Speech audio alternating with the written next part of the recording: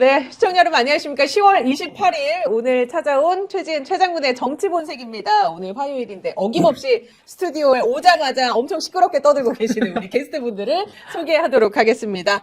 자, 기자계 윤석열입니다. 기만 한겨레 21 기자님 모셨습니다. 안녕하십니까. 안녕하세요. 네, 오늘따라 목소리가 더 이승열 같네요. 다리가 끌어서 그런가? 겨울 온 윤석열. 가만히 앉아주세요. 예. 뭐 가만히 김한 기자님은 앉아있는. 이마가 예. 이렇게 접히지 않았으니까 네. 일단 윤석열이 아닌 걸로. 예. 자, 그리고 검사열전의 작가님이십니다. 우리 백이성 역사학자 모셨습니다. 안녕하십니까. 안녕하십니까. 네. 반갑습니다. 예. 뭐 어떻게 검사열전은 잘 팔리고 있습니까? 예. 네. 여러분들께서 적극 성원해 주신 덕분으로 네. 예, 잘 팔리고 있습니다. 더 많은 더 많은. 예, 부탁드리겠습니다. 그러나 더 많은 예. 판매를 제가 원합니다. 여러분들께서 정말 이 검사일전을 하나 구입해 주심으로써 얼마나 이게 예. 모든 사람들에게 아니 이거 구입해서 열심히 읽어 주셔야지. 네. 읽어 주심으로써 우리나라 80년 동안에 검사들이 얼마나 뭘 나쁜 짓을 많이 잘못했는지에서 했나에 대해서 예. 알겠습니다. 평소에 아무 생각이 없던 분들도 아마 이거 보시면 깜짝 놀랄 거야. 뭐 이게 이거였어? 이러면서. 요새 뭐 실시간으로 하고 있다고 해도 과언이 아닌데 역사를 이제 비추어서 우리가 지금 아이, 그럼요. 해석하면 또 다르게 예. 보이는 게 있을 테니까. 총 32개 사건을 예. 엮었으니까 네. 예, 잘 보시기 바랍니다. 알겠습니다. 자, 그러면 또 한 분의 작가님이십니다. 조성은 작가, 저와 은자매 중에 예, 막내 역할을 맡고 있는 조성은 작가와 함께합니다. 안녕하십니까? 안녕하세요. 네, 반갑습니다. 자, 이렇게 세 분과 함께 오늘도 힘차게 출발을 해보도록 하겠습니다. 에이펙, 이제 이틀째를 향해 가고 있습니다. 이틀째 공식 일정이 시작이 됐고, 오늘은 전 세계 경제인 1,700여 명이 참여를 하는 CEO 서밋이 시작이 되고요. 도널드 트럼프 미국 대통령 정상회담을 앞두고, 예, 지금 일본을 방문 중에 있고, 29일, 30일에 방문을 할 예정입니다. 한국에는. 근데 계속 이제 취재진에게 나는 김정은을 만나고 싶다라는 메시지를 계속 내고 있어서요. 오늘은 에이펙 소식 플러스 이제 트럼프 이야기를 좀 나눠보겠습니다. 트럼프가 김정은을 계속 만나고 싶다라고 이렇게 계속 얘기하고 있잖아요. 일단 짧게 성사 될 거라고 보십니까? 쉽지 않다고 봅니다. 쉽지 않다고 보십니까? 저도 쉽지 않다고 봅니다. 네. 어떻게 전망하십니까? 저는 깜짝 쇼가 있을 수도 있다고 생각했는데 깜짝 쇼는 어디까지나 깜짝 쇼겠죠. 예. 예, 뭐 만나봤자 별 볼 일 없을 거다. 설사 만나더라도 예, 별볼 일 없을 별볼 일 없을 거다라고 것이다. 전망을 보고 해주시고 있습니다. 예. 조금 전에 밭글을 제가 하나 받았습니다. 트럼프 김정은 만나는 걸 진심으로 원한다고 한다라는 그런 뉘앙스의 밭글이었는데 네. 시진핑이랑 정상회담이 예정돼 있지 않습니까? 정상회담 끝나고 대화가 잘 풀리면 김정은을 바로 만나러 가는 시나리오를 구상 중이라고 합니다. 이동 경로는 김해 공항에서 오산 미군 기지로 이동을 한 후에 마린원 전용 헬기를 탑승해서 판문점으로 가는 게 가장 유력하다. 시간 관계상 이번 만남에서는 김정은이랑 간단한 대화 및 이렇게 예. 점프를 해서 가시네요. 기념 촬영을 이렇게 하고 가시는 게 아니라? 제3국에서 정식으로 만나자라는 제안을 하는 것이 가장 유력하다고 한다라는 밭글을 받았습니다. 이게 한 사춘기 소년들이요. 예. 자기를 중심으로 세상이 돈다고 생각하는 때가 있잖아요. 그렇죠. 누구나 그때를 지나오잖아요.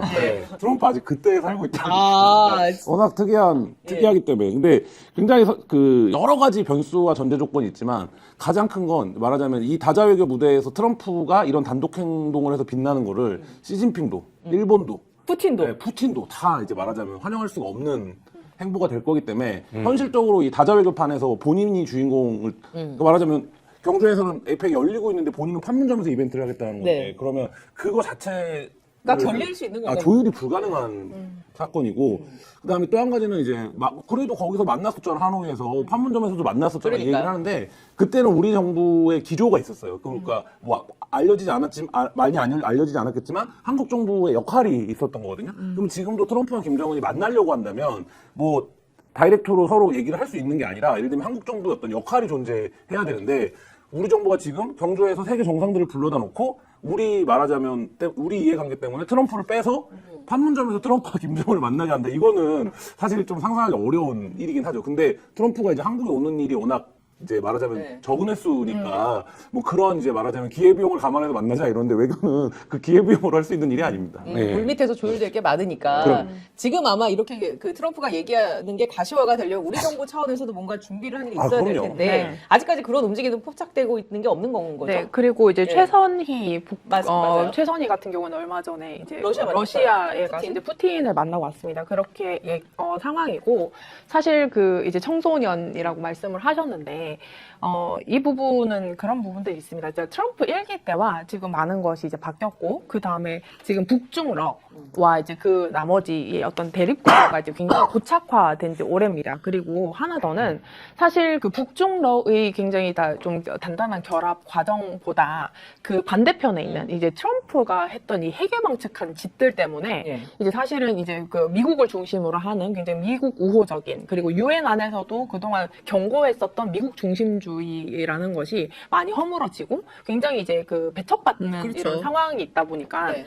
지금 그런 상황에서 트럼프 입장에서는 사실 이제 북중러에서 유일하게 이 그 무드를 깰 수 있는 것이 자신의 어떤 변수처럼 할 수 있는 것이 그 김정은을 그 중에서 제일 어린 사람 만나는 거죠. 근데 지금 그러기에는 이미 이제 문재인 정부에서 그렇게 하노이까지 회담을 했지만 많은 것들이 좌절됐다는 맞습니다. 것을 이제 겪었던 이 그 김정은 그 위원장 같은 경우에는 학습 효과가 있겠죠. 그렇죠. 오히려 여기서 거절함으로써 얻는 이득이 더 크거든요. 자신이 미국과의 만남을 거절했다.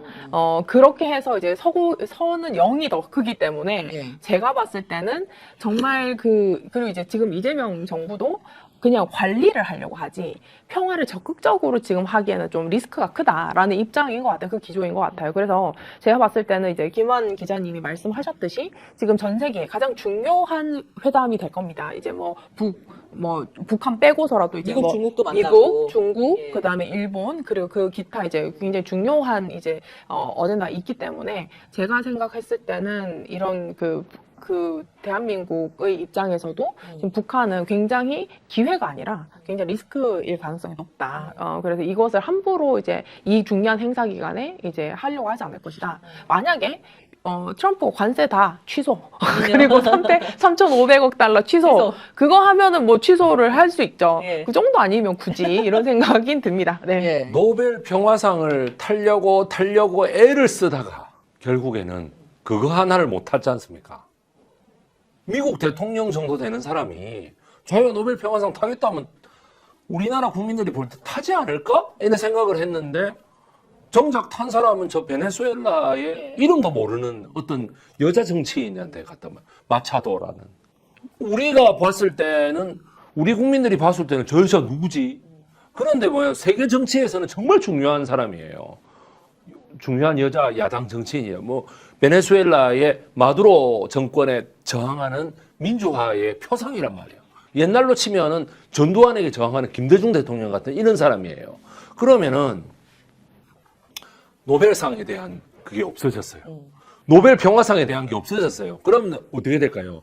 카리브해에서는 베네수엘라를 공격하려고 할 거예요. 트럼프가. 그럼 여기서는요. 동북아시아에서는 북한에다 대고 계속 구애를 하는 겁니다. 왜냐? 문희정 국제평론가가 예. 하는 말처럼 반드시 트럼프가 어딘가를 가서 공을 들일 때는 저거 아들이 먼저 갔다는 거예요. 도널드 트럼프 주니어가 네. 그 나라를 먼저 가서 한번 정리를 해놔. 정리를 해놓고 간다 이거. 정리를 해놓는다는 건 무슨 말이냐 하면은 그 비즈니스 거리를 찾는다는 거겠죠. 찾아서 사전 정지 작업을 다 해놓고 트럼프는 가가지고 하하하 웃으면서 양자 외교하는 그런 걸 좋아한단 말이죠. 그러면 뭐예요? 트럼프 주니어가 못 찾아가는 것은 곧 딱 하나입니다. 전 세계에서. 북한이다. 북한입니다. 북한을 못 가는 거예요. 네. 따라서 뭐냐면 트럼프가 계속해서 원산에 그 갈마반도에 그 콘도미니엄을 몇 개를 내가 사고 싶다. 콘도미니엄 빌딩 한 개를 사고 싶다. 거기에 객실수가 2,000개가 넘는데 러시아하고 중국 그 사람들만 가가지고 그 2,000개가 차겠느냐. 우리가 가서 채우겠다. 이런 소리를 하는 거는 김정은 내하고 만나서 얘기하자. 내하고 만나서 렛츠 겟 투 더 포인트. 중요한 그거예요. 렛츠 겟 투 더 비즈니스 포인트. 이렇게 해가지고 해보자. 예. 라고 하는 게 작용하지 않았을까. 따라서 김정은으로서는 비즈니스 마인드가 전혀 없잖아요. 이 사람은.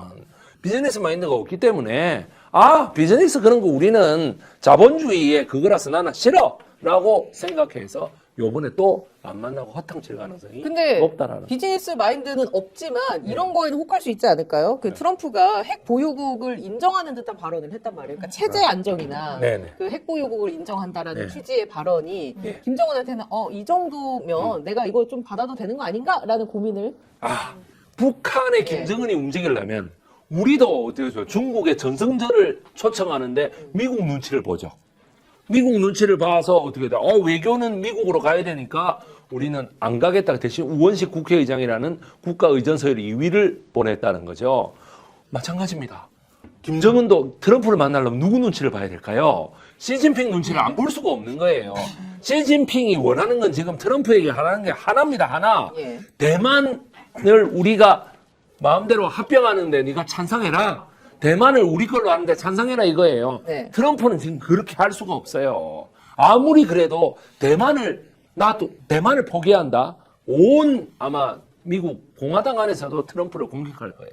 그러니까 이거를 하나 풀지 못하면 안 예. 됩니다. 따라서 시진핑이 눈치를 엄청 볼 거예요, 김정은이가. 네. 예, 저는 그렇게 보고 있습니다. 알겠습니다. 트럼프가 이제 한국에 오는데 벌써 경주는 시끌시끌한 것 같습니다. 일단 뭐 트럼프 전용 차번호까지 공개가 됐고 800에 002. 뭐 8002. 고유 번호인가요? 800에 002가 아니라 002요? 002. 아, 예. 그렇습니다. 네. 그럼 001은 누구죠? 그리고 이제 에이펙 부대 행사에 트럼프 동생이 운영하는 것으로 알려진 회사에 와인이 깔린다고 하고. 네. 근데 정작 트럼프는 또 술을 안 마신다고 하더군요. 네. 근데 이게 뉴스가 생산되는 거 보면 되게 트럼프 위주로 많이 생산이 되는 것 같아요. 저만 그런 겁니까? 김한 기자님? 넘버 원이니까요. 형님.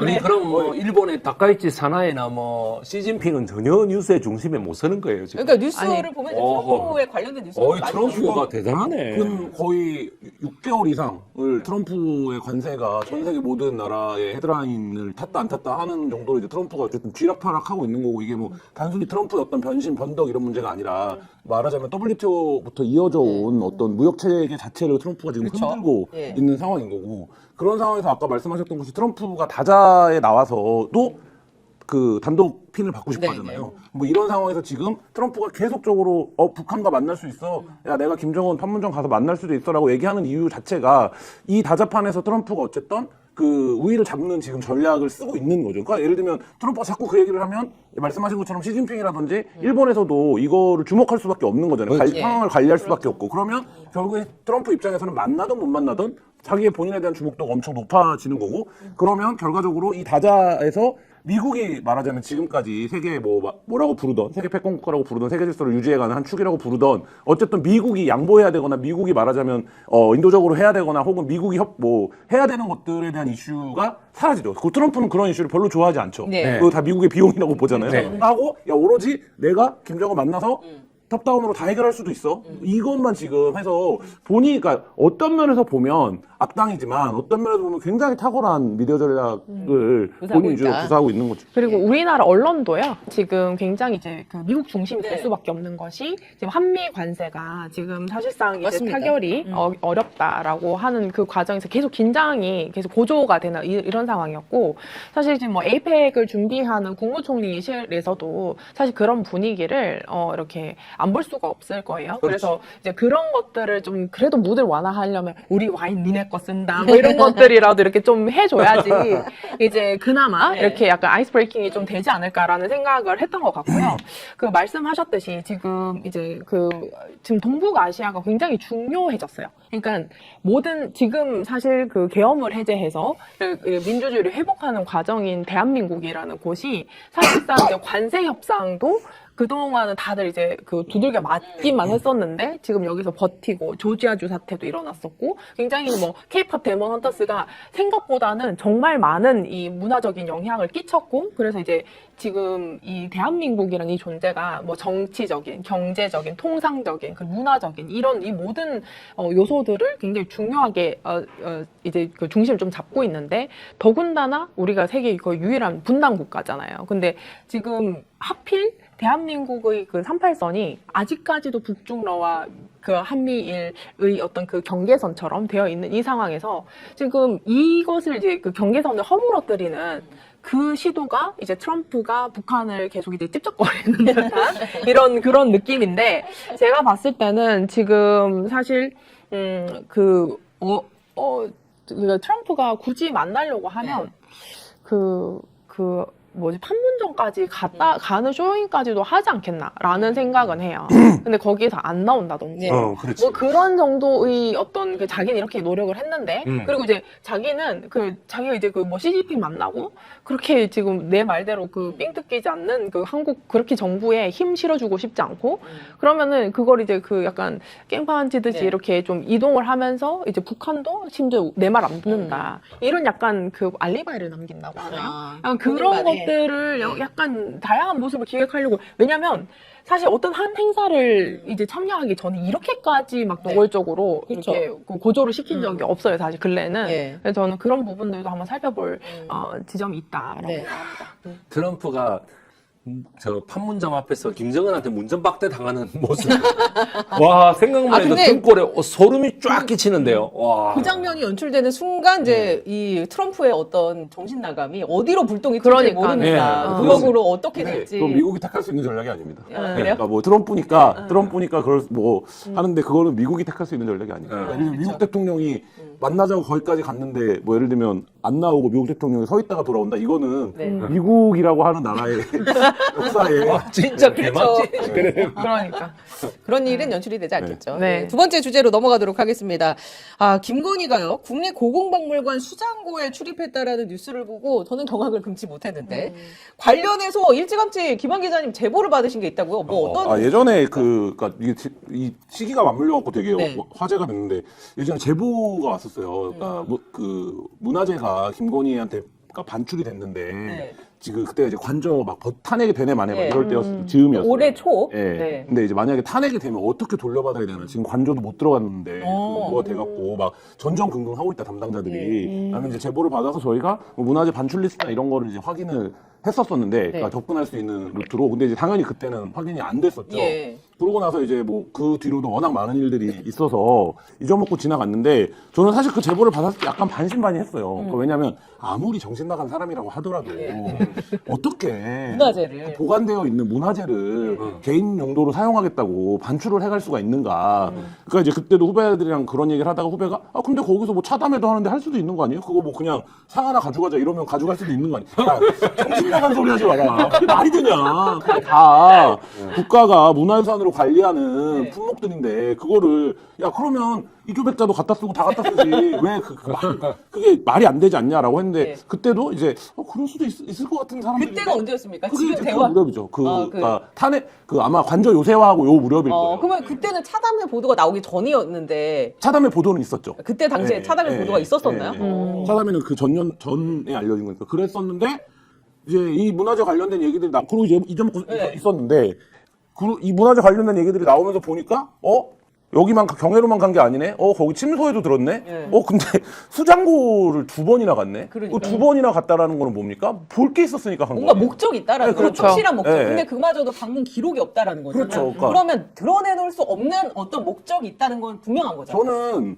두 가지로 보는데 네. 두 가지 중에 하나일 거라고 봐요. 김건희 행동 패턴을 놓고 보면 지금 많은 사람들이 얘기하는 주술적 의미가 네. 있을 수 있겠다. 뭐 세 가지구나. 그러니까 주술적으로 뭔가 내가 본인이 명성황후 얘기도 자주 해요. 그러니까 명성황후 관련해서 뭔가의 어떤 강한 이입, 뭐 정신적인 일체감, 뭐 이런 거를 느꼈는지 모르겠어요. 거기가 얕잖아요, 좀 지식이. 그러니까 하면서 좋고 싶어. 아니, 조선의 국모잖아요. 그러니까 뮤지컬 명성황후 이런 걸 생각하면 드라마죠. 뮤지컬도 안 봤지. 이런 거. 드라마 명성황후가 갖고 있는 이제 말하자면 미디어적 이미지 같은 걸 생각하고 내가 조선의 국모다 이런 거에 몰입이 되어서 어쨌든 기가 이제 좋은 곳이잖아요. 하기에 뭐 그런 차원의 접근이 하나 있을 수 있고. 주술적. 그다음에 두 번째는 뭐 이건 또 일반적인 접근이지만 내 권력을 가졌는데 내가 돈 있어도 사람들이 못 가보는데 예를 들면 진짜 뭐 예를 들면 뭐 그냥 편하게 얘기하면 이재용도 못 가보는데 뭐 이런 데를 내가 그냥 막 맘대로 다 다닐 수 있는 사람이야. 나 여기 어자에도 안 접을 수 있는 사람이야. 이런 거에 대한 어떤 심리적인, 그러니까 본인이 갖고 있는 어떤 그 부족함에 대한, 피폐함에 대한 어떤 결핍에 대한, 예. 심리적인. 그리고 저는 근데 그 두 가지보다 더 김건희스럽게 설명을 하려면 뭔가 사업을 했었을 거라고 봅니다. 사업을. 그러니까 김건희가 기억하시겠지만 그런 면에 굉장히 강해요. 김건희 에코백 뭐 이런 걸 제작을 했거든요. 그게 보통은 대통령실에서 그렇게 브랜드화해서 제작하지 않는 품목들이에요. 근데 김건희 에코백, 김건희 스카프 뭐 이런 것들. 그러니까 김건희가 그런 어떤 소품. 근데 그 문화재와 관련해서 뭔가 그리고 되게 어쨌든 뭐 우리는 멤버 유지를 기억하지만 네. 미술 전공인 거 아닙니까? 예. 그렇다라고 하면 이제 그런 문화재를 통한 어떤 뭐 사업 부상 네. 뭐 이런 그러니까 이배용 위원장이 국가교육위원장으로 알려져 있지만 어저께 압수수색 들어갔나요? 한지 관련된 맞습니다. 거하고 예. 그러니까 뭐 그런 이제 한지 관련된 건 결국에는 뭐 문양이라든지 종이라든지 이런 거에 대한 어떤 사업이고 그게 이제 말하자면 그게 얼마나 사업성 있어 이렇게 생각하지만 그게 이제 그 돈 있는 분들한테는 꽤 그 말하자면 뭐랄까요 사치품이나 기호품으로 그렇죠. 시장에 있는 거거든요. 예. 뭔가 그런 접근이 있었던 게 아닐까라는 생각을 해봅니다. 자, 1번, 2번, 3번 중에 어떤 게 가장 나의 그 생각에는 부합한다고 생각하십니까? 김건희 행동 패턴을 이해하는데. 저는 그러니까 저도 세 가지가 다 약간의 결합이 있지 않겠나 싶었는데, 이제 미지의 공간, 그리고 불허의 공간을 자신의 어떤 권력을 차지함으로써 이제 들어간다라는 그 쾌감, 그리고 그것도 그 통과하는 그 행위 자체도 저는 약간 주술적 의미라고 생각을 해요. 왜냐면 그 결계를 깬다라는 그런 느낌으로 그런 것도 있을 것이고, 저는 이 사람이 이제 그 굉장히 궁이라든지 어떤 왕조? 뭐 이런 것들에 대한 약간 로망이 있었던 것 같아요. 예. 그래서 예를 들면은 뭐 영국 그때 영국 누구죠? 이제 돌아가셨을 때 네. 서거하셨을 때 엘리자베스 엘리자베스 여왕. 여왕 네. 서거했을 때도 그렇고 이제 그 어떤 그 자신이 그동안은 이제 뭐 권력으로서 검찰총장 부인으로서 이제 어느 정도 누렸는데 이제는 완벽하게 이제 그걸 뛰어넘는 무언가를 이제 쟁취를 했다 이런 것이죠. 그래서 저는 이 말씀하셨듯이 뭐 박물관의 어떤 보물들, 그리고 이제 일반인들, 아무리 돈이 있어도 이제 접근할 수 없는 이런 문화재들, 이런 것들 하고, 또 하나 더는 이 사람이 예술의 전당에서 무슨 자기가 뭐 한국 그 국중막 뭐 이런 것들 뭐 전시를 했다, 뭐 까르띠에 전시를 했다, 뭐 이런 것들을 엄청 기획을 하고, 그리고 뭐 자코메티전, 뭐 세상에서 제일 뭐 비싼 이제 이거 뭐죠? 조각상 전시를 하고 막 이런 것들에 대한 굉장히 갈망이 있었던 것 같다. 그래서 저는 사실 이게 문화재도 충분히 지금 이렇게 어떤 것들 뭐 전시회를 한다든지 뭐 자기 이름을 그러니까 한다든지 사업적으로도 이제 살펴보고, 그러니까 자기가 그냥 단순히 그 어떤 접근이 아니라 굉장히 이것을 오랫동안 진지하게 무엇을 이제 하려고 이제 접근한 거 아닌가, 저는 그런 생각은 들더라고요. 근데 뭐 이런저런 얘기가 있지만 다 떠나서 사람이 공적인 인물로 살아간다라는 거에 대한 최소한의 감각 이런 거를 갖잖아요. 예를 들면 어디 공직에 나가면 내가 SNS는 하지 말아야겠다. 술은 먹지 말아야겠다. 여기 있는데 예를 들면 그러니까 그게 기준이 뭐든 자기만의 그리고 내가 이제 공적 인물이야. 라니까 내가 이제 그런 거는 하지 말아야지. 사회적 책임을 해야지. 뭐 이런 등등등의 그러니까 최소한 그거를 하기 위해서 근대 국가 이후에 다 고등교육을 시키고 사회화를 시키고 이렇게 해서 사회에 내보내는 거예요. 법적인 테두리 안에서 살게끔 하는 게 있죠. 근데 이 김건희라는 인물을 보면 그게 없어요. 그러니까 그게 없는 게 저는 굉장히 놀라운 유형의 인간이라는 거예요. 처음 보는 인간의 유형입니다. 그러니까 어떻게 예를 들면 궁금할 수 있어요. 그러니까 궁금할 수 있죠. 내가 나 그래도 미술 전공인데 나 거기 한번 가보고 싶은데 생각해 볼 수 있죠. 그러면 최소한 비서를 통해서 그런데 가볼 수 없나요? 뭐 그거를 행사를 만들 수 없나요? 내가 거기를 갈 수 있는 뭔가 계기를 잡을 수는 없나요? 공식적으로. 그렇게 할 수 있죠. 예. 그 정도만 해도 권력 남용이에요. 네. 근데 여기는 그런 말하자면 최소한의 장치조차 없이 인식 자체가 없는 것 같아요. 당일날 오전에 통보했다는 거 아닙니까? 나 좀 이따 갈 거다? 이게 무슨 짓이에요? 그러니까 왜 어떻게 이런 정도의 감각을 가진 사람이 존재할 수 있는가? 예. 이거 자체가 저는 굉장히 그러니까 한국 사회의 실패다. 네. 아니, 거기까지 얘기가 나가는데 이제 그 연장선상으로 영부인 접견실까지 해외 순방때 만들려고 했던 거 아닙니까? 그 얘기 좀 잠시 후에 나눠보고 저는 역사학자에게 궁금하게 한 게 이 수장고가 갖는 의미가 어떤 걸까? 지금 얘기해주신 세 가지의 가능성 차원에서 본다면 주술적 차원이냐, 아니면 그냥 권력에 대한 의지의 차원이냐, 아니면 어떤 비즈니스 모델화 하려고 한 거 아니냐라는 차원에서 봤을 때 어떻게 해석해야 됩니까? 우선 옆자리에 있었던 사람이 이배용입니다. 예. 이배용이라는 사람 결혼도 안 하고 막 이화여대 총장 좀 하다가 역사 전공입니다. 그 사람이. 역사 뭘 전공했는데 여기에 아무도 초점을 안 맞추더라고요. 뭐 전공했다고 생각하십니까? 명성황후 전공입니다. 그래요? 소름. 오. 명성황후를 전공했어요. 오. 처음 알게 됐어요. 아시겠습니까? 이러니까 데리고 간 거예요. 명성황후잖아요. 명성황후를 데리고 와가지고 네가 오늘 상고해라 이거예요. 이상궁 같이 갑시다 이 말입니다. 그리고 내가 예라고. 결혼 안 했잖아. 상궁이 결혼을 안 하잖아요. 그러니까 어떻게 돼? 저거 좀 받고 상궁으로 임명되기 위해서 옛날에 음암리에 뇌물을 바치던 게 금거북이에요. 그래요? 예. 예전에 역사 속에서도요? 예. 금거북이를 황후에게 바치고 상궁이 됩니다. 그러니까 뭐냐. 내가 딱 금거북이 스토리 나올 때 이게, 이 명성황후에 뭐가 있는 것 같은데, 나는 감세해보세요. 설마 그 수장과 아니면 곤영합이라고 네. 하죠? 네. 그 침전에 들어갔겠느냐. 갔어. 그런데 갔어. 그러니까. 야, 이 여자 뭐야 도대체. 그래서 내가 뭐 최응천이 네.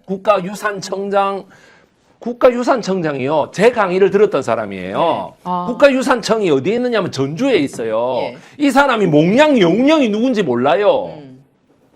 국가유산청장이 몽양 영령 그게 누군데 이게 상상이 되십니까?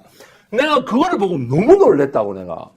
아니 어떻게 국가유산청 이게 옛날에 뭐예요? 문화재청 아니에요? 그렇죠. 문화재청이 이름만 바꿔서 국가유산청인데 국가유산청장이 몽양 영령이 누군지 모른다고? 무슨 이런 낙하산이 있어? 내가 이런 생각했는데 진짜 몰라. 아니 그러니까 무슨 이게 어쨌든. 뭐 미친놈이야 뭐야? 그래서 내가 이 사람이 그래가지고 내가 그 앞에서 설명을 하고 있어요. 예. 이 사람은 그러니까 그렇습니까? 근데 그러고 나서 내가 잘렸어요. 예. 국가유산청에서. 그게 왜 그러냐? 이거 빨갱이다 싶었겠지. 그래가지고 어떻게 돼?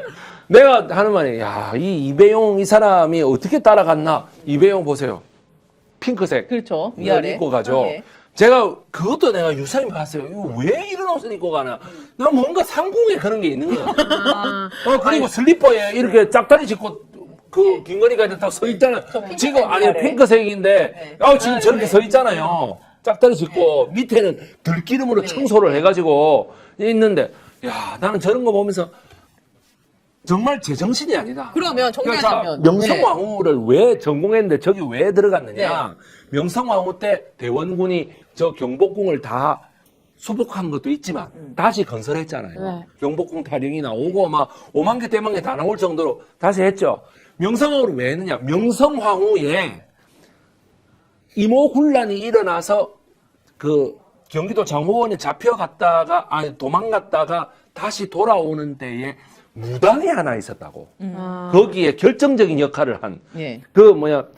무당을 한 사람을 도대체 나는 이 동굴에 들어가 가지고 도망을 가 있는데 언제 돌아갈지도 모르겠고 한양에서는 자기 장례식까지 했다는데. 명성황후가. 네, 명성황후의 장례식까지 네. 했다는데 이걸 어떻게 해야 될지 모르겠다는데 무당이 나타나요? 무당이 하나 나타납니다. 예. 나타나가지고 네가 누군데? 내가 진영군이라는 사람이에요. 라고 얘기한.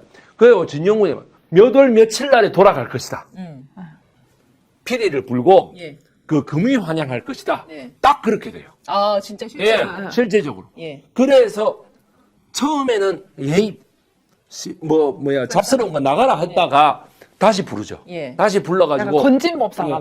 건진법사가 고종하고 그 자기하고가 그때부터 1882년부터 1894년 갑오농민전쟁 때까지 예. 12년 동안 모든 국사를 진영군의 손에 맡깁니다. 사실상 진영군이 모든 거를 다 해요. 예. 그런 거를 생각하지 않았겠느냐. 저는 그래 내가 저는 우리 그 역사자님 말씀을 들어보니까 갑자기 본능적으로 이제 스치는 생각이 있는데 이거 이배용 위원장과는 오래된 인연이라고 했잖아요. 예. 그래서 이 사람이 명성황후를 이제 전공을 했으면은 예. 계속 그 김건희 씨한테 당신을 보니까 명성황후가 생각난다. 아마 이러고 약간 그래. 증폭을 시켜서 더 가까워졌을 수도 있을 것 같고 두 그래서 번째는 무당 역할이 건진법사인 거고. 금거북이 주고 지는 상공을 하나 맡은 그리고 거야. 저는 하나 더는 괜히 이런 생각이 드네요. 이거 그 수장고에 정확하게 들어간 그 시점이 언제죠? 2020 3월 2일인가? 3월 2일에 갔다가 5일날도 갔다는 거예요. 예. 2023년? 예. 네, 3월이잖아요. 저는 이제 2022년 5월 달에 이제 그 용산 국방부를 들어갈 때부터 저는 군사행위를 예정을 예상을 하고 들어갔다고 늘 주장을 해왔기 때문에 저는 이제 계엄을 예상하고 갔을 겁니다. 네네. 그렇기 때문에 저는 그 용산 간 것도 사실 계엄을 하려고 했던 이 사람이 미필이잖아요. 그러니까 장성들을 육본에서 이제 국방부에서 가장 이제 늘 이제 보고 장군들이랑 술 마실 수 있는 그 기회를 굉장히 접촉면을 늘릴 수 있는 게 거기밖에 없었다라고 보기 때문이었는데 저는 계엄 끝나고 오히려 그 경복궁을 약간 자신의 어떤 집무실? 그러니까 용산이 끝난 거지. 그 용도가 끝나서 계엄 끝나고는 경복궁을 사용하려고 한 거 아닌가? 라는 생각이 드네요. 그래서 침실도 자기가 쓸 침실도 한번 보고 그리고 이제 이거 다시 왜냐면 들기름을 칠하고 이런 것들은 그 일회성은 아니잖아요. 왜냐면 사람이 계속 이제 다녀야지 그 건물이 사니까. 그래서 저는 이제 예를 들면 그 옛날에 막 김건희가 봤던 뭐 드라마나 이런 것들 보면은 무슨 궁 관련했던 그런 거라든지 뭐 더킹 뭐 이런 거 있잖아요. 뭐 이런 것들 보지 않았을까. 갑자기 우리 그 명성황후에 심취했다고 생각하니까 저는 2번 갔다 3번 갔다 했을 때는 침실도 가고 이런 거는 그냥 단순하게 구경이 아닌 것 같은 거죠. 나중에는 직무를 여기로 왜냐면 청와대는 안 좋다고 해서 다 개방이라고 했잖아요. 그러니까 자기들이 그 영구적인 어떤 그 왕처럼 권력을 누리는 그 공간이고. 계엄을 해서 그렇게 한다는 그런 미친놈 같은 생각을 하는 사람들이기 때문에 네네. 저는 왜냐면 그 이런 비상식적이고 비정상을 이해를 하려면 저도 비상식이 다 돼야죠. 비상식으로 생각을 해야 가장 그 실체적인 진실에 접근할 수 있다. 어떻게 그리고 생각하세요? 한지 살리기. 예. 네. 근데 이것도 역사적으로 이유가 있습니다. 이배용이 한지 예. 살리기 재단. 진영군의 동생이 예. 한지를 했습니다. 오. 진영군의 동생이 한지 사업을 했어요. 그래서 이 진영군하고 뭔가 좀 신적으로 이래 신딸이 아닌가 제가 생각할 때. 진영군은 어떻게 죽었는지 지금 몰라요. 그 일본 놈들이 어떻게 처리를 했는데 일본 놈들이 어떻게 처리했는지가 전혀 역사에 안 나와요. 안 나와. 그랬는데 이 사람이 한참 그거 할 때는 어느 정도였느냐. 송시열의 집에 서울 집에 이 진영군이 살았을 정도예요. 진영군이 살았을 정도. 그때 그래가지고 노론 애들이 어마어마하게 반대 상소를 올리고 아이 그런 거 필요 없어. 고종이 다 치거든요. 그래가지고 했을 정도였는데 진영군의 동생이 한지 사업을 했던 걸 제가 압니다. 예. 따라서 한지 살리기 위원회 위원장이 이배용이다. 예. 나는 여기에서 소름이 끼치더라고 어제. 어제 한지 살리기 위원회 홈페이지를 한번 들어가 봤어. 재단 이사장이 여전히 이배용이야. 그래 내가 보면서 야 인마들 완전 간이 배 밖에 나왔네. 어떻게 이 한지 살리기가 그대로 사업이 연결되고 있다고 100년의 세월을 넘어서서 야 이거 정말 아니 근데 미친놈들이다. 그 많은 역사적 인물 중에 왜 본인이 명성황후에 그렇게 꽂혀 있었을까요? 김건희는? 아니 명성황후가 드라마에 맞는 역사의 진실에 접근하기보다는 네. 내 같은 사람한테 설명을 듣고 아 그래 비극적으로 죽은 그러니까. 사람이니까 신발이 비극적으로 좋겠지. 죽은 사람이 원래 신발이 잘 받는다. 조선의 군부 한 마리 꽂힌 거라니까요. 그러니까 조선의 군부 그래요. 그거에 꽂힌 거야. 그러니까 뭐냐면 요번에 왜 안중근 그 영화 예. 있잖아요. 안중근의 왜 저 하얼빈 영화에서도 거기 보면은 김고은이 맡은 역할이 명성황후를 보필하다가 명성황후가 죽을 때 겨우겨우 살아가지고 나온 이런 애예요. 그래가 와가지고 안중근을 막 돕는 이런 말도 안 되는 스토리를 만들어놨거든. 그러니까 이런 식의 그런 영화만 본 거야. 명성황후가 얼마나 우리나라의 그 민비라고 표방될 정도로 네. 얼마나 나쁜 그러니까요. 애고와 유엔인지 전혀 모르고 예. 그런 사람만 아유 뭐 영화에서 보고 이렇게 뭐 드라마 주인공 최명길이 뭐 예쁘니까. 나오고 네. 이미연이 나오고 이러니까 우와 하면서 그 다음에 뭐 명성황후 조선의 국모다 이러면서 예. 막 뮤지컬도 나오고 그런 걸 들었겠지. 예. 조성은 씨 말대로 보지는 않고. 그러니까 보니까 나는 명성황후처럼 살 거야 라는 게 안 있었겠습니까? 아니 살 거야가 아니라 나는 그 태어났구나. 그 명성황후가 될 팔자로? 명성황후가 이제 그렇게 억울하게 죽고 자기로 다시 태어났구나. 라고 생각을 했을 수도 있다. 왜냐면 우리 지금 방송이 너무 엉망진창인 것 같지만 저는 이런 식으로 생각해야 그들의 사고를 이해를 할 수 있다라고 봐요. 김한 기자 말없이 지금 계속 손톱만 뜯고 계시는데 어떻습니까? 지금 이 굉장히 설득력 있죠. 김건희가 예전에 제가 지금 그걸 찾았던 건데 그러니까 그 서울의 소리랑 인터뷰하면서 서태후 얘기를 한 적이 있어요. 서태후까지가 중국까지 갑니까? 서태후가 나라를 뭐 말아먹긴 했지만 뭐 어떤 정치주다. 근데 제가 지금 그 인터뷰를 못 찾았는데 그런 생각이 문득. 그러니까 본인도 말하자면 거의 이렇게 외출 많이 안 하시는 네. 분이잖아요. 보통 이제 그 침대에 누워 있고. 그러니까 본인도 내가 넷플릭스를 보든가 내가 우리 남편이 대통령이 되면 나는 어떤 사람이어야 하는가. 그래서 막 연출 같은 거 보면 뭐 케네디 같은 연출도 하고 맞아요. 뭐 이런 제클린. 예, 하잖아요. 그런 걸 보면 아, 나는 명성황후인가? 나는 서태후인가? 뭐, 나는 제클린인가? 뭐 이런 생각을 네. 충분히 셋 중 하나다. 예, 충분히 할 수 있는 사람이죠. 유형의 인간이죠. 예. 네. 그 영화 배우 누구예요?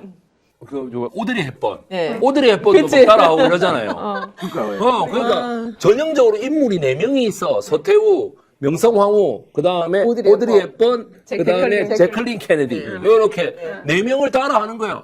말 그대로 세계에서 가장 어떻게 보면 예쁘고 예. 이미지는 서태후하고 막 명성황후는 다 되고 근데 오드리 드라마에서 헵번하고 어쨌든. 캐서린 헵번. 이거 뭐야 명성황후는 드라마나 뮤지컬에서 너무 좋게 나왔잖아. 예.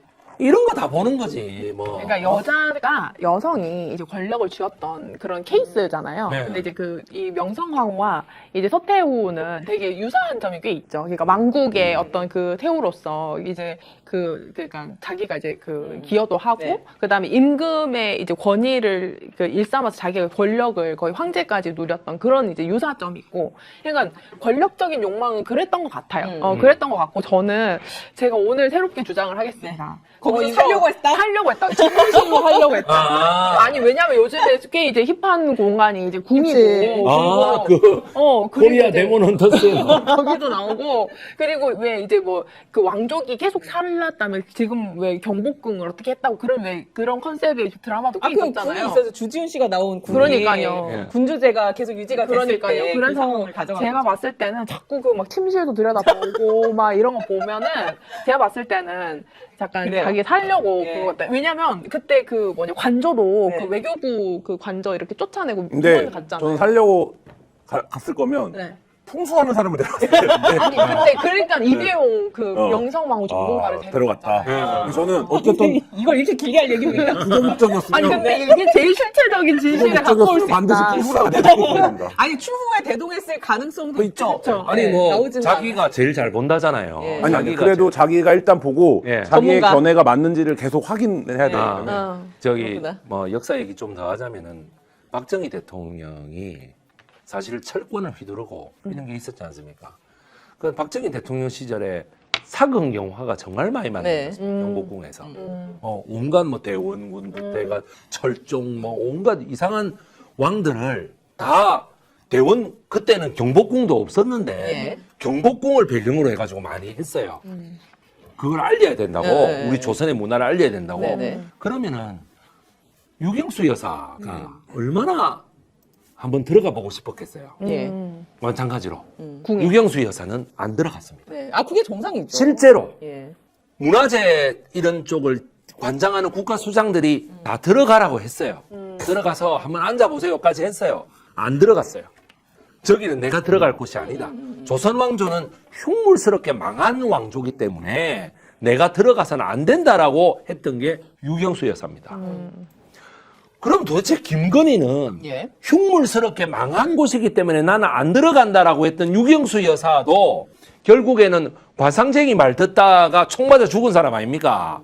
관상쟁이가 그랬다는 거 아니에요. 이 둘이 결혼하면은 박정희하고 둘이 결혼하면 둘 다 총 맞아 죽는다라고 얘기했다. 그래가지고 박정희가 그 관상쟁이를 절대 못 들어오게 했다는 거 아니에요, 청와대로. 그렇게 해서까지 무속을 많이 믿은 유경수 여사도 결국에는 조선 왕조는 흉물스럽게 망한 왕조기 때문에 내가 저런 자리에 들어가서는 안 된다라고 생각해서 안 들어갔는데 김건희는 들어갔단 말이에요. 예. 그러니까 그 기운이 그대로 들어와가지고 지금 저렇게 흉물스럽게 감옥에 들어가 있는 거 아니에요, 제 하는 말이. 또 그렇게 역사학자의 시선이 있을 수 있고. 아유, 예. 참네. 아무튼 뭐 영부인 접견실을 베를린 코펜하겐 숙소에 준비했다라는 소식도 들려와서 아까 김한 기자님 얘기해 주신 것처럼 접견실이 왜 필요한 것인가 영부인에게 이건 어떻게 해석을 해야 됩니까? 왕후 접견식 이거 이런 뭐 그러니까 이게 이거는 적인 마인드가 전혀 없는. 그러니까 그건데 이거를 김건희가 지시할 수는 없잖아요. 예. 그럼 윤석열이 결국 결국 지시했을 거거든요. 김건희가 윤석열에게 얘기해서 윤석열이 지시했겠죠. 지시를 했겠죠. 그러면 결국엔 이 경로 이거를 밝히는 거는 굉장히 말하자면 그 시기에 의사결정 방식이 어떻게 되는 것인가. 야. 이거 우리가 이제 뭐 흔히 많이들 증언으로 나왔던 얘기지만 회의 때 결정이 됐는데 야, 내가 다시, 좀 생각해 볼게. 우리 집에 갔다 오면 생각이 바뀐다는 거 맞아요. 아닙니까? 근데 그렇다라고 하면 이게 외교나 의전을 하는 사람들은 정부, 그러니까 예를 들면 정부 상관없이 일을 하기 때문에 이게 얼마나 말도 안 되는 일인지를 예. 알아요. 그러니까 이거 전례가 없다라고 하면 의전을 못 하는 거예요. 그렇죠. 근데 이게 됐다라는 건 대통령이 강하게 이거를 요구했겠죠. 근데 사실 거기서 그러면 김건희가 뭘 하려고 했던 것일까? 특별히 할 일은 없죠. 아니 제 말이 맞다니까요. 본인이 뭔가 좀 접견. 그러니까 그게 아까 얘기했던 본인의 권력을 과시하는 방식으로서의 말하자면 행위들인 거잖아요. 그러니까 예를 들면 거기 따라가서 그거 뭐 골치 아픈데 김건희가 거기 가서 누구를 만나겠어요, 사실. 그런데 나는 접견실도 있고 내 방으로 다 와봐. 뭐 이런 거 있고 내 방 좋지. 뭐 이런 거 아니면 이게 무슨 의미가 있겠습니까? 근데 저는 이 접견실을 그냥 아무 용도가 없이 만든 거는 아닐 것 같다는 생각이 들고 여기에 오히려 뭐 비즈니스 목적이라든지 본인이 대한민국의 영부인이지만 권력의 실세로서 외교가와 그 나라의 그 핵심 인사들이 있을 거 아닙니까? 뭐 그 사람들이랑 만날 공간이 필요했던. 그렇게 부지런하신 분도 아니에요. 그래요? 아무튼 이것도 누워있거나. 이해가 안 되는 측면이 있긴 합니다. 그러면 살이 쪄야 되는데 왜 살도 안 찌죠? 나 참. 그러게. 아무튼 뭐 이 부분이 어떻게 명확하게 밝혀질지는 모르겠습니다만 확실한 건 본인의 권력을 남용했다는 것이고 공적인 마인드가 전혀 없다라는 것 이거는 확인이 가능한 것 같습니다. 자, 그럼 이제 다음 주제로 좀 넘어가 볼 텐데요. 한덕수 전 총리, 그러니까는 김건희, 윤석열 옆에는 항상 이런 간신들이라고 해야 될까요? 이런 내각들이 있었기 때문에 더 문제였던 것 같습니다. 어제 한덕수 전 총리 재판이 있었는데 계엄 당일날요. 한덕수 전 총리뿐만 아니라 박성재 법무부 장관도 국무위원들의 서명을 챙겼다라는 증언이 새롭게 나왔어요. 자, 일단 그 한덕수 재판 지금 뭐 어떻게 돼가고 있는 겁니까? 직위원 재판부보다는 재판 속도 훨씬 빨리 진행되고 있고 그다음에 11월 중에 마치겠다 이런 얘기도 있어요. 직위원 재판부는 사실 변호인단이 지금 끌려다니다라고 평가하고 있거든요. 예. 그러니까 변호인단이 요구하는 거 다 들어주고 뭐 변호인단은 제지도 안 하고 변호인단은 하니 이러는데 한덕수 재판은 지금 그렇진 않아요. 그러니까 재판부가 굉장히 좀 적극적으로 일하고 예. 있고 중간중간에 예를 들면 적극적인 신문도 이제 하고 있고 그다음에 이제 어떤 주요한 사실관계에 대해서는 되게 집요하게 그거에 대한 확인을 하려고 해요. 그러니까 뭐 예를 들어서 한덕수한테 그러면 계엄을 막으려고 했던 행위가 뭐냐? 계엄을 반대했다. 이걸 굉장히 여러 번 묻기도 했었거든요. 뭐 그랬고 그다음에 결정적으로 이 CCTV가 사실 이 재판부에 가하는 압박은 상당한 거죠. 왜냐하면 온 국민이 그 증거물을 맞습니다. 지켜본 거기 때문에. 예. 근데 문영배 재판관 그러니까 헌재 소장관도 그 얘기 했던 거 아니에요? 예. 내가 그거 봤으면 그 탄핵했을 것 같다. 네, 한덕수 그때 당시에. 네, 얘기한 거 아닙니까? 근데 예. 이런 것들도 굉장히 중요한 증거로 작동을 하기 때문에 저는 빨리 하겠다라고 하는 거는 지금 한덕수가 불구속 상태에서 어쨌든 내란 범임에도 불구하고 그리고 또 결정적으로 그 재판부가 특검에 뭘 요구한 겁니까? 그 공소장을 변경해라. 이거 내란 우두머리 방조범이 아닌데 우리가 보기에는 주요 임무 종사자로 가야 될 것 같은데라고 하는 거는 한덕수를 어쨌든 처벌하겠다 이 방향 의지가 굉장히 강한 거죠. 한덕수만 처벌하고 윤석열은 무죄로 나온 거다. 설마 그렇게요. 예, 그런 얘기는 예. 근데 이제 있어서는 안 된 일이고. 일방적입니다. 예. 아니요. 근데 저는 이 한덕수 재판부가 11월 중에 재판을 마치겠다. 이게 아마 사실심에서 기본적인 어떤 선고 외의 행위들을 다 종료를 하겠다라고 한 것 같아요. 그런 것이 저는 사실 이런 것 같습니다.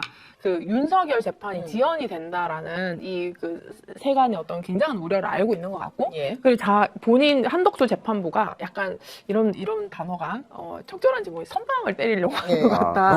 약간 그러니까 이렇게 내란 요건이나 이런 것들을 네. 법리적으로 사실 이제 주요 임무 종사까지 법리를 하다 보면 방조범일 때는 사실 주범이 성립하지 않으면 방조범이 독립돼서 종범이 성립을 할 수 없기 때문에 그 부분에 대해서 법리 구성이 굉장히 어려운데 대신에 이제 주요 임무 종사자를 이렇게 먼저 선고를 내려버리면 사실상 이제 같은 심급이지 않습니까? 거기에서 굉장히 영향을 미치고 싶다라는 그런 의견을 좀 있는 것 같고 그런 의지가 있는 것 같아요. 잠깐만 요거에 약간 보태면 이 내란 사건은 판례가 없어요. 예. 그러니까 지금 한덕수의 재판 판결이 내려지면 이게 첫 번째 판례입니다. 맞습니다. 그럼 이 판례가 직위원회 재판에 영향을 미칩니다. 근데 지금 서초동에서 그 얘기를 많이 하는데 내란 사건에 대한 판례가 없을 뿐더러 세계사적으로 최근에 친일 쿠데타에 대한 판례도 사실 많지 않아요. 예를 들면 우리 정도 수준에 되는 법치를 갖고 있는 나라에서 친일 쿠데타가 안 일어나기 때문에 일어나지 않지. 네, 그렇기 때문에 이 재판부가 비교적 재판을 잘하고 있다는 평가를 받고 있는 가운데 직위원 재판부보다 우리가 빨리 끝낼 거야라고 선언을 한 거야. 우리가 첫 번째 판례를 만드는 거야라를 얘기를 하는 것과 다르지 않아요. 왜냐하면 서로를 쳐다보고 있을 거예요. 왜냐하면 이게 이제 말하자면 판례 없는 재판, 판사들이 제일 어려워하는 재판이거든요. 근데 이게 더군다나 내란이고 뭐 이런 상황이기 때문에 저는 그 지점에 의지는 있다고. 네, 그래서 제가 생각할 때는 11월 중에 가장 재판을 빨리 마치겠다라고 했던 것은 이제 본인이 이제 어떤 그 내란, 이 내란 주요 임무 종사라는 것은 내란을 규정을 해야 되는 그렇죠. 거고 주요 임무를 또 규정을 해야 되는 거고 이것이 사실 지금 이 재판이 어떻게 보면 윤석열은 본범 내란 수계이기 때문에 그게 조금 어떻게 보면 제한이 되어 있는데 예. 이 그 주요 그 종사자 같은 경우 주요 임무 종사자 같은 경우에는 박성재부터 시작해서 사실 다른 내각 네네. 그리고 지금까지는 사실 우리나라의 내란 관련했던 재판들은 사실 군사 쿠데타밖에 없고 군사가 아닌 민간인으로서 내란 주요 임무 종사에 관한 거는 첫 번째 판결이거든요. 그렇기 때문에 그런 법리 구성에 대한 의지가 좀 강력하게 있는 것 같아요. 그래서 그런 부분들은 사실 어떻게 법리를 구성할 건지는 굉장히 좀 살펴볼 기대할 부분들이 있다. 그리고 두 번째 같은 경우에는 지금 이제 어제 재판을 마치고 나서는 이제 변호인들이 거의 절망 네. 상태였다고 해서 지금 끝났다 네. 하고 이렇게 나왔다는 거잖아요. 그렇기 때문에 이제 한덕수의 어떤 행위는 굉장히 제한이 된 것 같습니다. 이제 국무회의를 이제 방조 내지는 적극적으로 이제 어떤 진행을 시킴으로써 내란을 이제 협력을 했다. 이 부분 행위 외에는 사실은 더 이제 깊게 판단을 사실 행위가 그다지 없기 때문에 굉장히 좁게 그다음에 이게 이제 명백하게 이렇게 판례 구성을 해버리는 것이 지금 이제 한덕수 재판의 의미가 아닌가. 그런 생각을 합니다. 한덕수는 제가 볼 때 변론 전술이 망했어요. 그래요? 그러니까 어떤 지점에서 그렇게? 초반에 내란 우두머리 방조로 가서 약하게 형을 받아야지라고 생각을 해서 일정 정도 저는 스탠스가 약간 달라요. 저는 그때 생각도 좀 달랐고요. 뭐 이런 식으로 나간 거 아닙니까? 그리고 그렇죠. 보니까 내 뒤에 최상목이나 이런 애들도 수사를 잘 안 하네. 그럼 내가 요 정도에서 하고 그다음에 뭐 그러면 3년? 3년 하면 뭐 감형 받고 뭐 하고 해서 한 1, 6개월 집행유예도 집행유예 뭐 이렇게 생각을 하고 들어갔고 그래서 결과적으로 불구속이 돼서 사람들의 엄청 공분을 불러일으킨 거잖아요. 근데 거기서부터 이제 망하기 시작해요. 예. 오히려 잡혀 들어갔으면. 오히려 그때 잡혀 들어갔으면 본인의 전술이 맞았을 텐데 공분을 불러일으키는 상황에서 재판 공개가 결정되고 그렇죠. 증거가 예. 공개가 되면서 CCTV 그 이후에 나왔어요. 그러니까 재판부가 압박을 그러니까 재판부가 뭐 압박이라고 표현이 적절할지 모르겠지만 야 이건 우두머리 방조로는 안 되겠다라고 이제 한 거잖아요. 우두머리 방조가 안 돼서 지금 만약에 주요 임무 종사로 유죄가 인정이 되면 최소 5년 이상 10년은 나올 거란 말이죠. 예. 5년에서 10년 사이가 아마 나올 텐데 그러면 내란 우두머리 방조범은 사실 뭐 뭔가를 감형해 주기도 어려워요. 그러면 지금 한덕수의 나이가 몇 살입니까? 감안하면 80 넘어야 나오는 거거든요. 한덕수는 애초에 처음에 검찰청사에 입장할 때 내가 하면 한 2026년이나 7년에는 이 상황들이 다 끝나는 건가? 이렇게 생각을 했는데 지금 2035년까지 가겠다. 뭐 이런. 그 전술이 망했다. 예. 혹시 뭐 하실 말씀 있으십니까? 한덕수 씨는 제가 봤을 때는 굉장히 어리석은 사람이에요. 노무현 대통령의 마지막 국무총리로서 그렇죠. 얼마든지 개혁의 기수가 될 수 있었음에도 자기 부인의 서양 화가 정쟁이 그거를 변호하다가 결국에는 오윤혜 씨까지 고발하고 그 오윤혜 씨 고발하는 그런 거는 대표적인 실족이거든요. 실수입니다, 그건. 오윤혜 씨 왜 고발합니까? 네네. 그러니까 오윤혜 씨 고발해가지고 결국에 얻는 거 아무것도 없고 온 국민에게 미운 털이 박혔다고. 그런 상황에서 CCTV가 포렌식이 돼가 살아나면서 결국에는 이런 건너올 수 없는 강을 건너버렸다는 거죠. 예. 판사가 물론 면접을 보러 들어간 학생에게 면접관이 아주 친절하게 대화를 막 잘하고 이래서 면접 보러 간 학생이 나오면서 나 붙을 것 같아. 그래도 떨어지는 게 면접이거든요. 예. 맞습니다. 예. 재판을 하는 판사가 이거 좀 여러 가지 물어보고 답하고 이렇게 잘했다고 해서 내가 이길 것 같아. 아니거든요. 판사가 직접 이 공소장을 변경해야 되지 않느냐라고 말하는 거는 제가 변호사 같으면 기부업이에요. 더 이상 변론이 안 돼요, 이거는. 내가 이때까지 내란 중요 임무 방조로 수계 방조로 변론을 쭉 해왔는데 왜 이거를 주요 임무 종사라고 아예 바꿔버리느냐. 이거는 판사가 직접 했단 말이죠. 특검의 검사가 이걸 가지고 계속 주장해서 어느 쪽이 받아들여지느냐 이게 아니고 판사가 직접 이거는 공소장을 바꿔야 되지 않겠습니까? 라고 말하는 거는 판사가 이미 결론을 내렸다는 얘기예요. 그러면 변호사가 더 이상 할 게 없죠. 그래서 저는 그렇게 생각합니다. 예, 절망에 빠졌다. 절망. 저는 제가 그리고 변호사라면 어리석습니다. 저는 제가 변호사라면 작전이 하나 있을 것 어떤 같긴 한데 작전입니까? 이거 유출시키면 안 보겠죠? 안 보겠죠? 그러니까 이게 그러니까 어쨌든 이 그 10시 20분 경에 이제 국무회의를 할 당시에는 그때는 이제 그 군인이 움직이는 건 몰랐잖아요. 그 당시에는 이제 그러다 보니까 군사행위, 그러니까 내란이 성립하려면 이제 군사행위에 대한 인지가 있었느냐.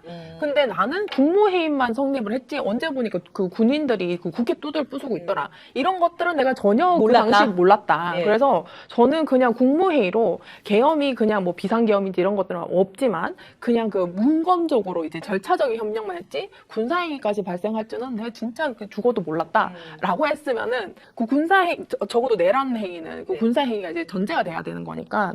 그런데 이거 방송 안 보셨으면 좋겠어요. 아니 근데 제가 볼 때는 받아들여지지 않아요. 왜냐면 재판부가 뭐라고 할 것 그렇게 해서 같습니까? 중간에 그래? 군사행위 몰랐어? 그러면 군사행위가 발생했을 때 불법성을 그때 인지한 거네? 네 그렇습니다라고 했다고 쳐요. 그러면 계엄 해제를 했어야지. 이렇게 나오죠. 해제 근데 의결. 해제 의결을 하는 과정까지의 텀이 뜨거든요. 예. 그러니까 그 텀에 그러면 너 뭐 했어? 이렇게 갈 거예요. 아. 그러면 그때 네가 국무위원들을 불렀어야 되네. 네 논리대로라면 이렇게 갈 거거든요. 예. 근데 그런 행위 하지 않았거든요. 네. 그러니까 사실 뭐 말씀하신 대로 방어는 가능한데 그렇게 주장할 수 있죠. 그래도 한 1, 2년은 깎을 수 있다니까. 1년만 깎자. 그렇지. 그러면 판사 변경 요청 해야 되죠. 징역 59년.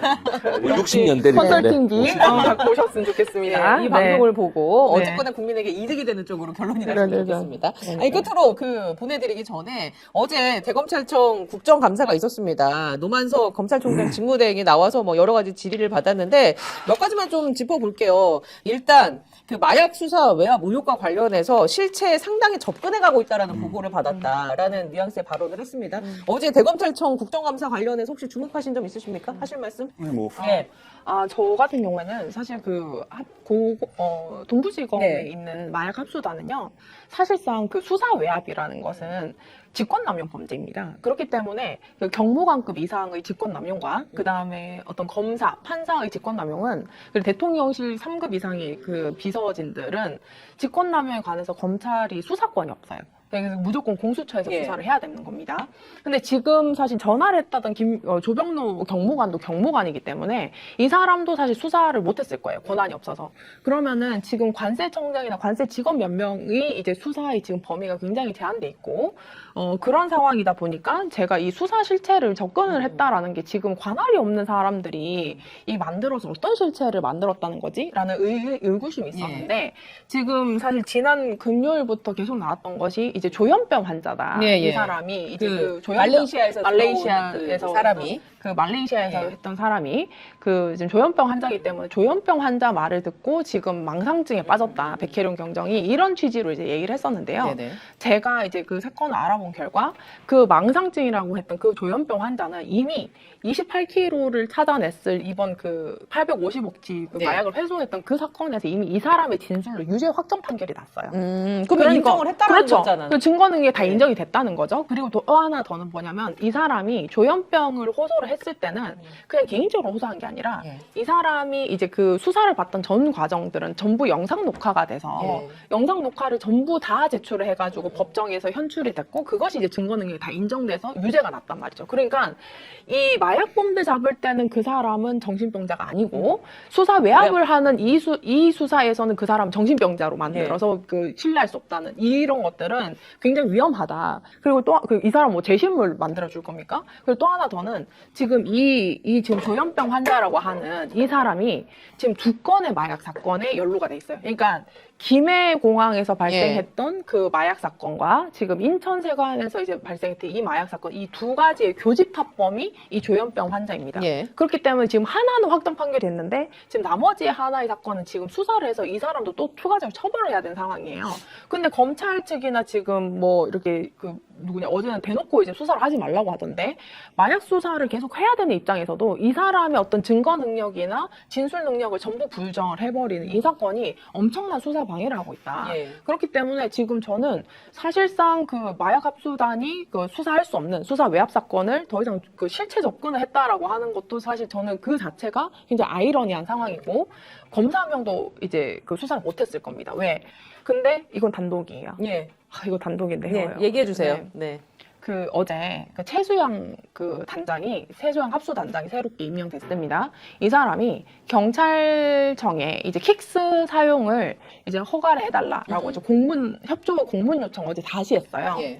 다시 했는데 이 사람이 보냈던 그 협조 공문 요청에는 거기에 어떻게 돼 있냐? 전현직 검찰 그 관계 간부들이 연루돼 있는 사건이라고 해서 이 사건이 검사들의 그 직권남용이 되어 있는 사건을 인지하고도 사실 자신의 관할이 아니라는 법적 판단을 해서 사실 분리시켜서 관할이 이첩을 해야 되는 상황임에도 인지를 하고도 안 주고 있는 거죠. 그래서 지금 이거는 나중에 공개가 되면 엄청 문제가 생길 겁니다. 저는 그래서 지금 어제 지금까지 봤을 때는 저는 마약 사건, 그러니까 예상이 돼요. 예. 어떻게 예상이 흘러갈 거라고 보세요? 저는 뭐 세관 직원이 지금 뭐 이제 뭐 그날 출근 안 했다라는 거예요. 꼬리 자르기 식으로 될 것 같다. 그렇죠. 망상증 환자 한 명에 출근 안 했다. 근데 인천 세관에서는 출근 기록이 없다는 거지. 그 사람이 출근했는지 안 했는지 CCTV나 이런 것들 아직 확인 안 했다는 거거든요. 그리고 세관 같은 경우에는 이제 뭐 밀수나 여러 가지 하는 사람들이 그 당일에 당직하는 사람 아닌 경우에도 이제 왔다 갔다 많이 한다는 거죠. 그러니까 단순히 출근 일진 없어서 난 출근 안 했다라고 주장하는 것은 일방적인 주장인데 지금 이제 그런 것과 이 사람이 유죄 확정 판결을 이 사람 진술로 이미 받았음에도 불구하고 이 사람이 증거 능력 그다음에 진술 능력이 없다라고 부인을 하는 이런 식으로 해서 이제 수사 외압은 없었다. 이제 관문권 띠지 사건처럼 아마 정리를 시키려고 어저께 문을 띄웠던 거 아닌가라는 생각을 했고 이제 사실상 이문정 검사장도 거기에 약간 좀 무게를 싣는 거 아니냐. 무게를 싣고 있습니다. 그래서 제가 좀 많이 우려가 됩니다. 예. 네. 지금 이런 그 조성은 작가의 해석에 어느 정도 동감을 하십니까? 사건의 디테일들은 뭐 들여다볼 수가 없으니까 예. 결과 발표가 났을 때에 말하자면 합리성으로 판단을 해야 되는 건이긴 한데 어제 그 얘기를 했어요. 그 이문정 백혜령이 명쾌하게 답을 낼 거다라는 얘기도 했거든요. 그래서 결국은 어쨌든 근데 이게 뭐 그냥 일반론으로 얘기를 하면 대통령 관심 사건을 건드리기는 쉽지 않습니다. 그러니까 그 수사팀이 하는 거예요. 그러니까 예를 들면 대통령이 관심을 표한 사건인데 이걸 검찰총장 대행이 야 이거를 이렇게 저렇게 요리조리해서 이렇게 해갖고 쿠킹해갖고 갖고 와라 이렇게 쉽지 않아요. 그러니까 어쨌든 예. 근데 관문권 띠지 사건 그렇게 했잖아요. 그러니까 그거는 직접 연관, 그러니까 예를 들면 관련자가 명확하게 그 지청 안에 누군지가 되기 때문에 특정이 되고 그거를 조직 보호하는 논리로 이제 접근한 거 그래서 법무부 장관이 그걸 상설특검에서 다시 하겠다라는 거잖아요. 그러면 상설특검에 갔는데 또 쿠킹하기 쉽지 않아요. 그러니까 그렇다라고 보면 어쨌든 뭐 기다려 봐야 된다. 근데 이게 워낙에 이제 말하자면 다층적 수위가 있는 거. 어제 이제 노만석 검찰총장 그거는 선을 긋은 거예요. 윤석열 부부 연관성은 아직까지 실체가 없다. 이렇게 선을 그은 거고. 근데 백혜령 공장이 유튜브 나와서는 그 얘기도 많이 했었어요. 근데 이제 말하자면 근데 그게 100% 진실이 거기에 있을 거야라고 사람들이 생각하진 않잖아요. 그러면 그 범위 안에 수사팀이 어쨌든 최선의 결과를 가져왔으면 좋겠습니다. 그러니까 이런 상황이라면 저는 약간 우려스러운 게 그러니까 그 수사하는 입장, 뭐 검찰 입장이나 경찰 입장에서는 대충 꼬리 자르기 하고 뭐 윤석열, 김건희와 연루된 실체는 없었다라는 식으로 발표를 하게 되면 분명히 이제 그 동안 군부를 지펴놓은 게 있지 않습니까? 그러면 이 수사 결과 또 믿을 수 있겠느냐? 뭐 이런 식의 또 공방이 생길 수도 있을 그래서 가능성. 그 공방의 가능성 때문에 대통령이 백혜령을 찍어서 백혜령도 가서해라 이렇게 된 거잖아요. 어쨌든 그러니까 결과론적으로 보면 그러니까 그리고 그 공방에 불을 지폈던 당사자가 어쨌든 사건 발표를 해야 되는 수사 결과 발표를 해야 되는 상황이잖아요. 그러니까 저는 그 거기서 뭐 그 절충이 찾아질 거라고 봅니다. 근데 지금 백희룡 경정은 수사 외압 사건 아예 배제돼서 아예 손을 못 대고 있는 상황인데 이 사람은 발표를 할 수 없는 상황이고. 그러니까 그거는 이제 이문정 팀에서 하는 거고. 네, 그리고 이제 또 하나 더는 지금 그 대통령실에 있는 그 비서진들과 경무관이랑 이런 사람들에 대해서 수사 권한이 없어요. 외압 관련해서. 그래서 전혀 수사가 아마 소환조차 조사가 안 됐을 거다. 그런 상황이다 보니까 이제 제 입장에서는 이게 수사 권한이 없는데 그리고 어제 보니까 그 수사 권한 없는 것도 인지를 하고 있더라고요. 그래서 이거를 도대체 실체적인 사건을 어떻게 이제 발표를 한다는 건지 저는 우려스러운 게 더 큽니다. 네. 아, 그렇구나. 이문정 검사장, 지검장이랑은 좀 소통을 하십니까? 소통을 했었죠. 네, 했었죠. 근데 지금 안 하시나 봅니다. 그러다기보다는 약간 좀 이해할 수 없는 행동들이 좀 있었던 것 같습니다. 그래요? 나중에 또 풀어볼 네. 기회를 마련해 보도록 하고. 오늘 너무 뭐 저희가 명성황후에 꽂혀가지고 근데 거기가 제일 재밌었던 것 같아요. 여러 가지 상상의 나래를 펼쳐가지고. 이배용이 전공자다. 예, 이배용이 상공이다. 네, 이상우. 그런 얘기에 근거북이. 예, 도달을 했습니다. 아무튼 보내드리기 전에 광고 말씀 드리고 인사를 드리도록 하겠습니다. 스픽스랑 더 착한 보험 파트너스가 우리 시청자분들을 위해서 자신 있게 준비를 해봤습니다. 자동차 보험과 운전자 보험인데요. 최저가, 최적의 상품으로 안내를 해드리겠습니다. 비교가 필요한 거 알고 계시죠? 다 자동차 보험 비교들 많이 하실 텐데 내가 가입한 회사가 제일 저렴한지 최적인지 한번 점검을 해보십시오. 그리고 운전자 보험도 같이 많이 가입을 하실 텐데 가입했으니까 문제 없다 아닙니다. 매번 바뀌는 제도, 법 강화가 되고 있습니다. 여러분의 운전자 보험 제대로 준비가 되어 있는지 확인해 보십시오. 이미 가입되어 있는 분들도 상관없고요. 없는 분들도 상관이 없습니다. 31개 손해보험사의 자동차 보험, 운전자 보험을 비교 분석해서 안내를 해드리겠습니다. 더 착한 자동차 비교 견적 스픽스 운전자 플랜 자신있게 준비했으니까요. 1644-1226번으로 지금 바로 연락을 주시고요. 자, 스픽스몰에서 최단 기간 완판을 기록한 제품입니다. 더블 소팔메토 앤 옥타코사놀 반년 만에 찾아왔는데요. 소팔메토 하나로 부족하다면 이제 더블로 가십시오. 전립선, 활력, 지구력, 면역까지 싹 다 챙긴 조합입니다. 더블 소팔메토 옥타코사놀 이번에도 스픽스몰에서만 이 가격에 드릴 수가 있습니다. 검색을 해보시면 아실 겁니다. 이번 기회는 주말까지만 저희가 드릴 테니까 바쁜 남성분들 밤마다 뭐 화장실 가느라 힘드신 분들 딱 한 캡슐로 아침이 달라진다고 합니다. 스픽스 공동구매 놓치면 손해니까 확인해 주십시오. 왜 웃고 계십니까? 필요하세요? 아니요. 필요하세요. 조선민 작가님. 예. 자, 성용입니다. 오늘도 함께 해주신 세 분 감사합니다. 고맙습니다. 감사합니다.